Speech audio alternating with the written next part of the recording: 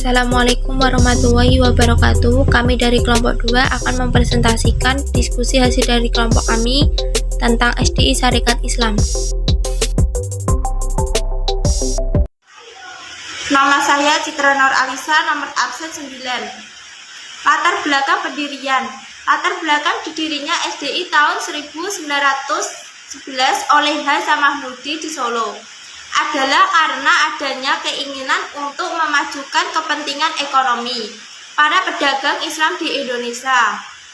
Pada saat itu, para pedagang keturunan Tionghoa telah lebih dulu maju usahanya dibandingkan milik pribumi, sehingga para pedagang Tionghoa memiliki status yang lebih tinggi dari penduduk India Belanda lainnya.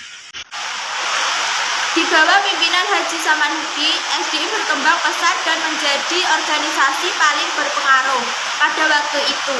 Pada 1912 di Surabaya, HOS Djoko Aminoto juga mendirikan organisasi yang sama.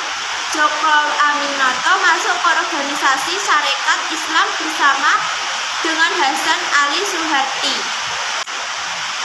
Djoko Aminoto kemudian diberikan kepercayaan menjadi pimpinan baru dari Sarekat Dagang Islam.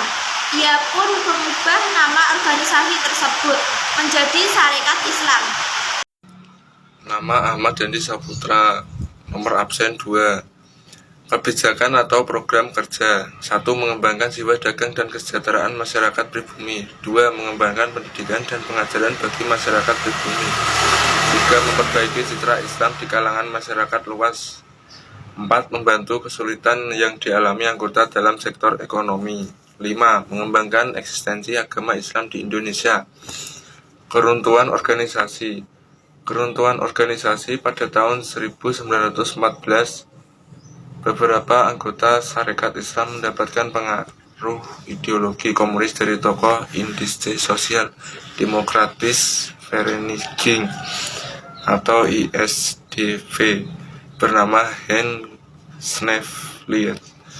Anggota-anggota Sarekat Islam seperti Semawen, Darsono, Alimin, dan Tan Malaka berusaha mengubah perjuangan Sarekat Islam ke arah yang lebih radikal sesuai dengan semangat komunisme. Peristiwa penting. 1. Berdirinya Sarekat Islam. Sarekat Islam disingkat SI atau Sarekat Islam, dahulu bernama Sarekat Dagang Islam, didirikan pada 16 Oktober 1905 oleh Haji Samanhudi. SDI merupakan organisasi yang pertama kali lahir di Indonesia. Pada awalnya organisasi yang dibentuk oleh Haji Samanhudi dan kawan-kawan ini adalah perkumpulan pedagang Islam yang menentang politik Belanda memberi keleluasan masuknya pedagang asing untuk menguasai komplar ekonomi rakyat pada masa itu. Pada kongres pertama SDI di Solo tahun 1906, namanya ditukar menjadi Sarekat Islam. Pada tanggal 10 September 1912, berkat keadaan politik dan sosial pada masa tersebut, HOS Djoko Aminoto menghadap Notaris B. Terkuile di Solo untuk membuat Sarekat Islam sebagai badan hukum dengan anggaran dasar SI yang baru. Kemudian mendapatkan pengakuan dan disahkan oleh pemerintah Belanda pada tanggal 14 September. Nama saya Dika Putri Arianti, nomor absen 11. 2. Tiongkok ledakan bom atom pertamanya. Pada 16 Oktober tahun 1964, Republik Rakyat Tiongkok meledakkan bom atom pertamanya.